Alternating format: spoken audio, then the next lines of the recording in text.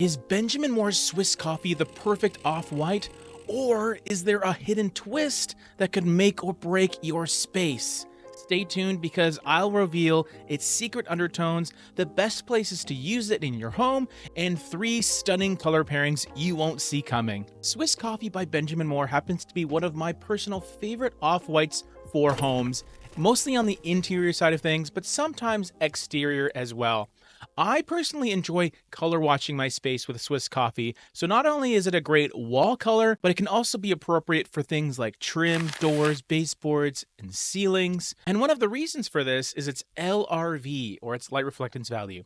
And if you're new here and you haven't heard of the term LRV before, click that subscribe button because I talk about it a lot. And essentially, all it means is the lightness score of any color. Swiss Coffee's LRV specifically is 81.91. And this means it is going to be a very bright color, pretty much an off-white in terms of its definition. And I find off-whites that are in the very low 80s can have some versatility in terms of where I would use it. So it's not just a trim and baseboard color or a kitchen cabinet color, but one of the potential pitfalls when it comes to Swiss Coffee is its undertone. In this case, it's more of a creamy yellow undertone that can sometimes show a small touch of green depending on where you use it and what kind of lighting it's surrounded by. Personally, this undertone has never really bothered me. I haven't really seen an off-putting green shift, but there are some cases where it just doesn't work for certain people. So please test this one out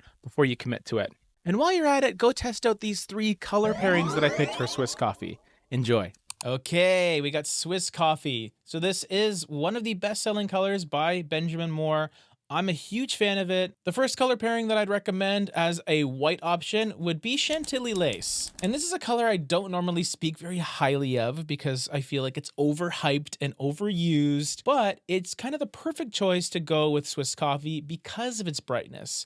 It's bright enough and clean enough to give you a nice crisp contrast between one and the other. They're both light colors, so you need something even lighter to just give you a clean contrast on your baseboards or your ceilings or wherever you are using it. Another color pairing I would put with Swiss Coffee is Halo, which is a lighter grayish color. And what I enjoy about it is it has a specific green undertone that is fairly prominent because of its combination of gray and beige. For whatever reason, when those colors come together, there can sometimes be this sort of silvery, toned down green undertone that does feel pretty natural and nice. And Halo specifically does have a 71 LRV, which is enough of a difference between Swiss Coffee where you will see the difference between the two. One's going to be cooler than the other, so you'll also have a nice variation of color temperature, which is always handy, but it's passive and neutral enough where you can use this predominantly in your home, or if you wanted to lean on Swiss Coffee as the main color